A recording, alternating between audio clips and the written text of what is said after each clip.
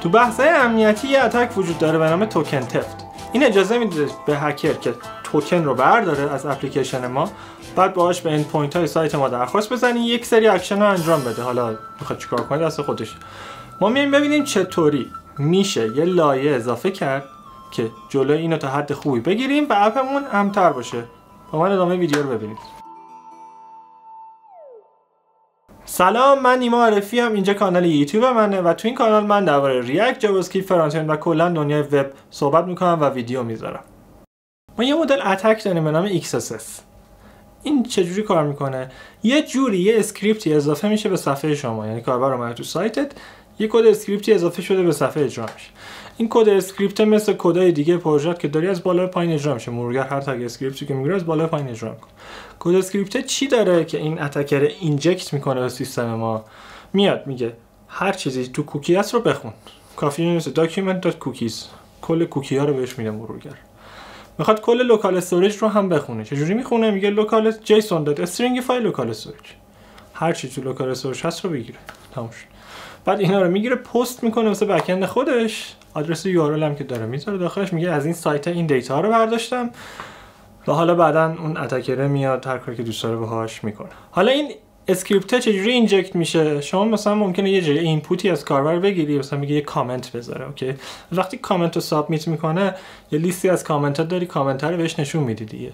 اگر اون اینپوت سانیتایز نشده باشه، اگه درست گفته باشم، میتونه پیامش رو بنویسه بگه مثلا خیلی خوب بود، زیرش مثل اسکریپت تگ پاس، اسکریپت تگ بسته، الرت کن یو آر هک، اسکریپت بسته. یعنی این کدر هم میذاره کنارش. بعد مرورگر وقتی میاد نشون میده میگه خب یه پاراگراف داره که این پیام است، پایینش اسکریپت هم داره، اسکریپت هم اکزیکیوت میکنه. حالا شما وقتی از ریاکت استفاده میکنی اتفاقی نمیفته به خاطر اینکه ریاکت جور دیگه داره صفحه رندر میکنه. مگه اینکه dangerously set inner HTML کنید یا یه پکیج رو استفاده کنید که داره این کار میکنه. یه روش دیگه که میتونه اینجکت کنه تو صفحه شما اینه که یه پکیج رو نصب کردی، اون پکیج این کد رو داره و تو ایمپورت میکنی، کامپوننتش رو میذاری تو صفحه. مثلا رفتی یک کتابخونه‌ای پیدا کردی، نمیدونم دراور RTL متریال فلان بیسار، یه پکیج از npm نصب کردی، ایمپورتش میکنی تو پروژه، رندرش میکنی. خب کد رو آوردی تو پروژه دیگه. سورسش هم که نیاری. تو سورسش ممکنه همچین کدی باشه، اینو بخونه بفرسته واسه بک اند خودش.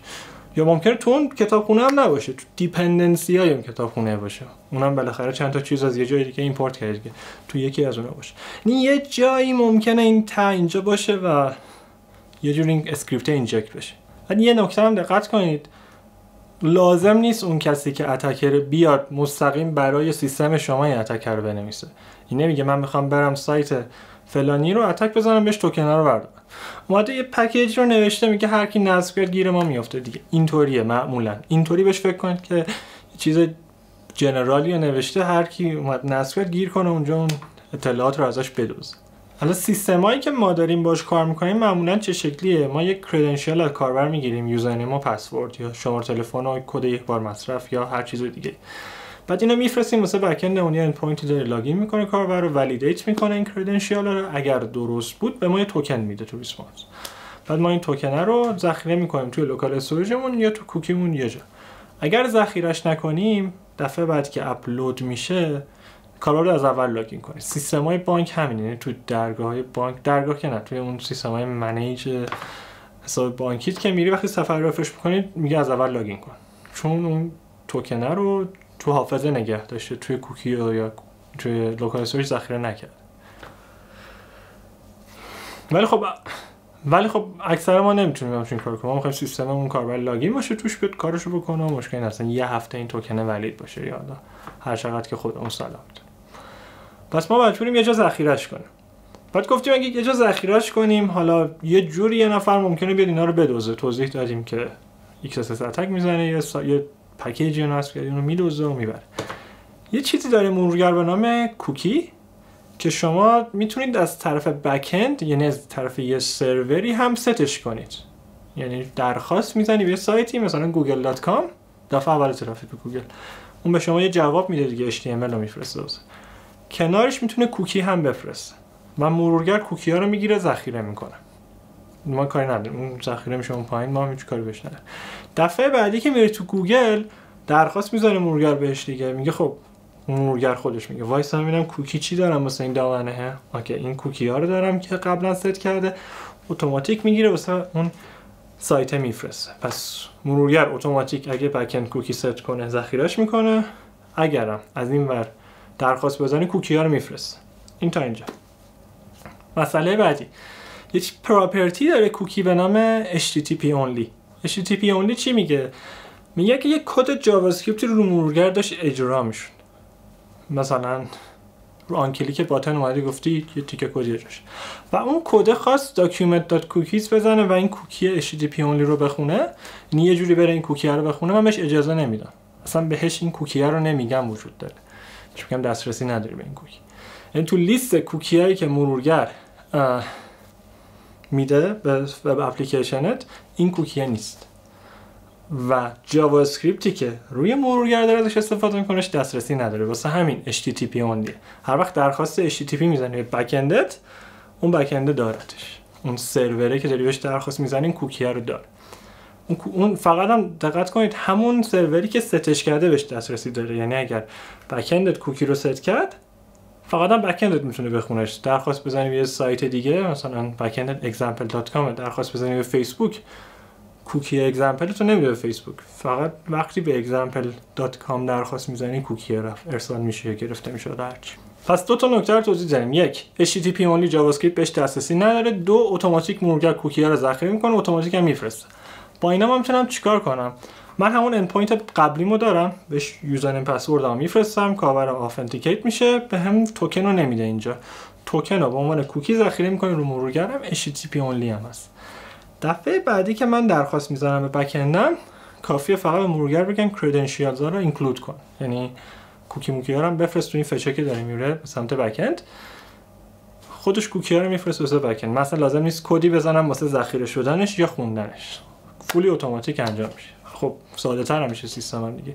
فقط یه نکته ای هست، یه فرد پارتی نمیتونه کوکی ست کنه واسه یه سایت شما، یعنی فقط همون اوریجین میتونه کوکی ست کنه و یه اوریجین فرد پارتی نمیتونه کوکی ست کنه. یعنی خارج از اوریجین فعلی اگه کوکی ست شه، مرورگر ذخیره‌اش نمیکنه یا ارسالش نمیکنه، به هر حال کاری باش نداره. بهش میگه فرد پارتی کوکی، یعنی میتونه کاربر رو ترک کنه.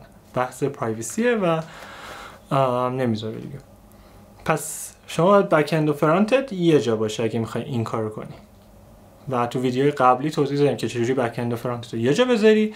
تو ویدیو قبل‌ترش هم توضیح دادیم که اوریجین چیه و اون خطای کورس که می‌خوریم و چجوری میشه هندل کرد که اصلا خطای کورس نخوری و روی اوریجین بک‌اند و فرانت رو بذاری.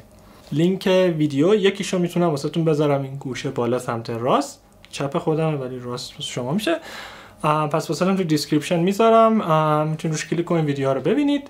اگر کلا از این جور ویدیو خوشتون میاد حتما سابسکرایب کنید، کنارش عکس زنگوله است اونم بزنید تا وقتی که من ویدیو جدید میذارم واسهتون نوتیفیکیشن ارسال بشه.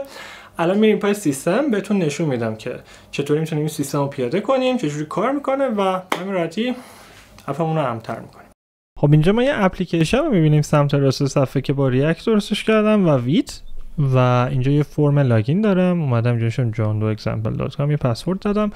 وقتی روی این ساین این کلیک کنم به من خطا میده، میگه یوزرنیم پسورد اشتباه و یوزرنیم پسورد درست رو اگه بفرستم nima@react.ai 234 درخواست میزنه بک‌اند ولیدیت میکنه، به هم توکن میده و بعد من میام تو این صفحه و با توکنی که دارم این سری اطلاعات رو میگیرم اینجا نشون میدم. حالا میام تو کد بهتون نشون میدم که چه اتفاقی داره میفته. اینجا سمت راست صفحه اینو میبندم. اوکی، اینجا من یه تابع دارم به نام unsubmit. این تابع unsubmitیه که وقتی توی صفحه قبل اینجا من سابمیت کردم دیتا رو گرفت و فرم و فرستاد، کاری هم نمیکنه. به API V1 off login یه درخواست پست میزنه و توی بادیش اطلاعات فرم رو میگیره میفرسته. من دیگه یه اینپوت نذاشتم، مثلا استیت بذارم آن چنج، همینطوری از تو فرمم خوندم و دیتا رو تو بادی فرستادم. حالا بریم بک‌اندش هم بهتون نشون بدم. اینجا من یه اند پوینتی دارم /لاگین، همونی که اونور تو فرانت اند بهش درخواست زدم. میام از تو بدنه درخواست ایمیل و پسورد رو میخونم، چک میکنم درستن یا نه. اگر درست نبودن میگم خب اینوالید و 401 برمیگردونم. اگر درست بود میرم یوزرم از دیتابیس میگیرم، واسش یه توکن درست میکنم و در آخر توی بک‌اند اون توکن رو به عنوان کوکی ذخیره میکنم. میگم اسم کوکی توکنه، ولیوش هم همین تاب، نتیجه این تاب جنریت توکنه و توکن هم به صورت HTTP only ذخیره میکنم و اگر من اینجا بیام دوباره لاگین کنم nima@react.ir اوکی، بعد برم توی dev tools این صفحه، اینجا میبینید که تو قسمت کوکیز یه توکنی دارم، اسم ولیوش مای توکنه، HTTP onlyه و این ست شده توسط بکندم روی فرانتندم واسه من و من بر اساس این میتونم درخواست بزنم یه سری اطلاعات رو بگیرم. حالا اگه برم تو تب نتورک، اینجا میبینید من یه درخواست گت زدم به /API/v1/me و اینجا بهم اطلاعات کاربری که لاگین کرده رو داره بهم میده. توی درخواستی که فرستادم یه سری هدر دارم، request headers، یه سری کوکی دارم، تو کوکی توکن مساوی مای توکن هست، پس مرورگر برداشت کوکیه رو گذاشت تو درخواست واسه بک‌اند فرستاد. حالا توکن رو من اینجا JWT نذاشتم، یه رشته گذاشتم مای توکن، صرفا شما میتونید JWT بذارید تو پرانتز بگم. حالا ببینیم تو فرانتندم، ببینیم وقتی میایم تو این صفحه چی کار داریم میکنیم که اون درخواست رو میذارم. یه پیج یوزر دارم، درسته یه قسمتی از این داشبورد است، توش یه درخواست میذارم به /API/v1/me، credentials رو اینکلود میذارم که اون کوکیه رو بفرسته، بعد دیتا رو میگیرم و ست یوزر میکنم و این کامپوننته که الان اینجا میبینید کدش سمت چپه user.name و یوزر ایمیل داره نشون میده، این هم داره درخواست میزنه به این اندپوینت میگیره و فرستاد کوکی رو هم گرفت و ما میدونیم الان کاربرم لاگین کرده، کار میکنه یا نمیکنه. و ممکنه بگید من میخوام یه جوری بفهمم که کاربرم لاگین هست تو سیستم یا نه. چجوری میتونم این کارو کنم؟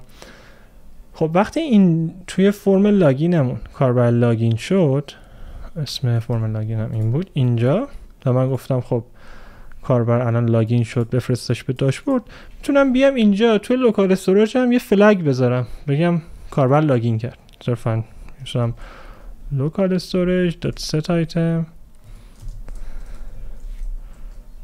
is logged in true. تمام شد. بعدش اینو که ست کردم میتونم بیام توی روتام یه جایی که میتونم پیداش کنم، اینجا روتایی که دارم یه چیزی به نام protected route درست کنم. protected route میگه ببین اگر کاربر لاگین بود بهش اجازه بده که صفحه رو ببینه، اگر نبود بهش اجازه نده. و من این protect route رو کجا میذارم؟ دور اون روتایی که فقط کاربر لاگین شده میتونه ببینه. مثلا گذاشتمش دور داشبورد، یعنی هر چیزی با /داشبورد شروع بشه کاربر اگه لاگین نباشه نمیتونه ببینه. حالا بریم اینو ایمپلیمنت کنیم. الان is logged in به صورت پیش‌فرض شروعه. من میام چیکار میکنم؟ اینو میکنم local storage get item is logged in مساوی با true. اگر این مساوی true بود کاربر لاگینه، اگر نبود کاربرش رو صفحه لاگین. خب من میام دوباره لاگین میکنم، لاگین شد، صفحه رو ریفرش میکنم، همه چی هست و به همین راحتی این سیستم هم پیاده کردم. ممکنه بگید یه نفر ممکنه بره توی لوکال استوریج اپلیکیشن اینجا این فلگه رو تاگل کنه بدون اینکه لاگین کرده باشه، مثلا اینو میکنه true ولی کوکی نداره، لاگین نکرده. و وقتی میاد تو این صفحه این درخواست خطا میده، هیچ اطلاعاتی نمیگیره. یعنی اگه من برم تو تب نتورک واسه /me بهم 401 میده، میگه آقا شما توکن رو نفرستادی چون توکن نداره. یعنی اگه کاربرم رفت یه جوری اینو تغییر داد تو لوکال استوریج اون فلگه رو، صفحه واسش لود میشه ولی هیچ دیتایی توش نداره. یعنی همه ما که این یه تیکه دیتایی که از بک اند میگیریم هم داره بک اند بهمون خطا میده که توکنت کو که من به دیتا رو بدم. اینطوری میتونیم اون سیستم اینکه کاربر لاگین کرده یا نه رو پیاده کنیم، توکنمون هم سیف ذخیره میشه و به همین راحتی همه چی داره کار میکنه. به یه روش دیگه هم ما میتونیم این سیستم لاگین بودن رو پیاده کنیم. به جای اینکه من بیام فلگ بذارم تو لوکال استوریج هر دفعه باش چک کنم، میتونم یه درخواست بزنم به اون اندپوینتی که اطلاعات یوزر رو میده، مثل همین /API/v1me. اگر به من گفت خب اطلاعات رو دارم، یعنی به من اطلاعات یوزر رو داد، پس کاربرم لاگین کرده و توکنش ولیده. اگر نداد، خب یعنی کاربر توکنش ایراد داره، میفرستمش به صفحه لاگین. یعنی با درخواست زدن به بک‌اند هم میتونم اینو بفهمم. صرفا بعد به کاربر یه اسپینر نشون بدم که من دارم یه چیزی رو لود میکنم، وایسا بعدش دیتا رو بهت نشون میدم. خب دوستان چطور بود؟ به همین راحتی ما اومدیم یه سیستم لاگین درست کردیم خودش کوکی رو ذخیره میکنه، توکن رو خودش میفرسته تا هر وقت بک اند بخواد میتونه کوکی ها رو عوض کنه. وقتش درخواست میزنی، یعنی تو هر درخواستت بیاد یه کوکی جدید جنریت کنه و رفرشش کنه مثلا. و خیلی راحت ما اومدیم این سیستم رو پیاده کردیم. بعضی وقتا خودم میمونم چقدر میتونه یه چیزی راحت بشه، ولی بچه‌ها وقتی تو کامیونیتی باشون صحبت میکنم چقدر میپیچوننش، میگیرن ذخیره میکنن برمیدارن فلان. واسه که میگم با credentials include کل کار در اومد، کار خاصی هم لازم نبود بکنیم. فوق العاده امنه، کسی نمیتونه توکن اون رو استیل کنه.